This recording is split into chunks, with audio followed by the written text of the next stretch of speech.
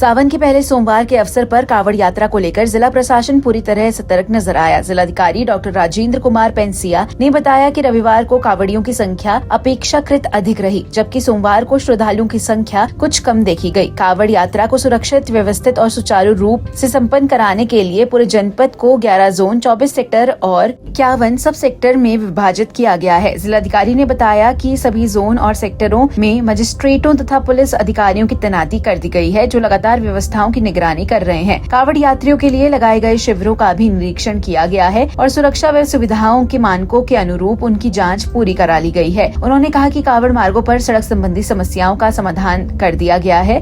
मार्गों को गड्ढा मुक्त बनाने का कार्य पूरा कर लिया गया है, जिससे श्रद्धालुओं को किसी प्रकार की परेशानी का सामना न करना पड़े। इसके साथ ही नगर निगम और संबंधित विभागों द्वारा साफ सफाई व्यवस्था को भी दुरुस्त कराया गया है।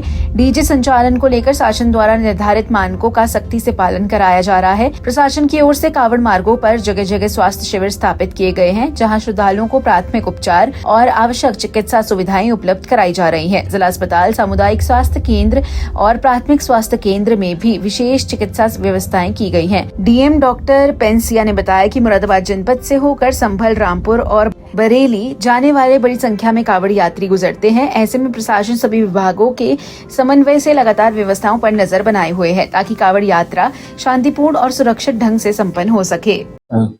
कावड़ यात्रा श्रावण मास का आज प्रथम सोमवार है, आरंभ हो चुकी है। शनिवार से ही जो कावड़ यात्री हैं उन्होंने आना आरंभ कर दिया था। रविवार को भीड़, आज और भी अधिक भीड़ है। पूरे जनपद को 11 जोन में बांटा गया है, 24 सेक्टर में बांटा गया है और 51 सब सेक्टर्स में बांटा गया है। सभी जगह पे जो मजिस्ट्रेट हैं और पुलिस के सभी लोग डिप्लॉयड हो गए हैं। जितने भी कावड़ यात्रियों के शिविर लग रहे हैं उन शिविर की भी अच्छे से जांच कर ली गई है। और इसके साथ साथ चाहे रोड की रिपेयर या मेंटेनेंस हो, या गागर नदी के ऊपर पुल बनना हो, या साफ सफाई और जितने भी गड्ढे हैं उनकी मुक्ति हो, वो सारे कार्य करा दिए गए हैं। हमारे यहाँ पे कुल 3 जगह से कावड़ गुजरता है। एक गढ़मुक्तेश्वर से आते हैं, दूसरा हरिद्वार से एक रामपुर बरेली मार्ग पर जाते हैं और दूसरा संभल चंदोसी जो मार्ग है वहां पर भी कावड़ यात्री जाते हैं। तो जितने भी कावड़ मार्ग हैं उन सभी पे लाइटिंग भी अच्छे से हो गई है। तो हमारी तैयारियां पूरी हैं और अच्छे से जो ये 1 महीने का उत्सव है उसको करवाएंगे। सर, हेल्थ कैंपिंग भी की गई है। देखिए, जो हेल्थ कैंप है वो हमने लगाए हैं। सीएचसी, पीएचसी और डिस्ट्रिक्ट हॉस्पिटल में भी बहुत सारे जो बेड हैं वो आरक्षित किए हैं। इसके अलावा जितने भी डीजे संचालक हैं उनसे भी हमारी पहले वार्ता हो गई है और त्रिस्तरीय हमारी असिस्टेंस रहेगी इस बार। एक ICCC के माध्यम से इंटीग्रेटेड कंट्रोल रूम है, दूसरा पुलिस का कंट्रोल रूम है जिसमें 112 के माध्यम से भी सूचना दी जा सकती है, और तीसरा अलग अलग विभागों का, जैसे विद्युत विभाग का अपना नंबर है, DPRO साहब का अपना नंबर है, और एक हमारा डिस्ट्रिक्ट का इंटीग्रेटेड कंट्रोल रूम भी हमने बनाया है।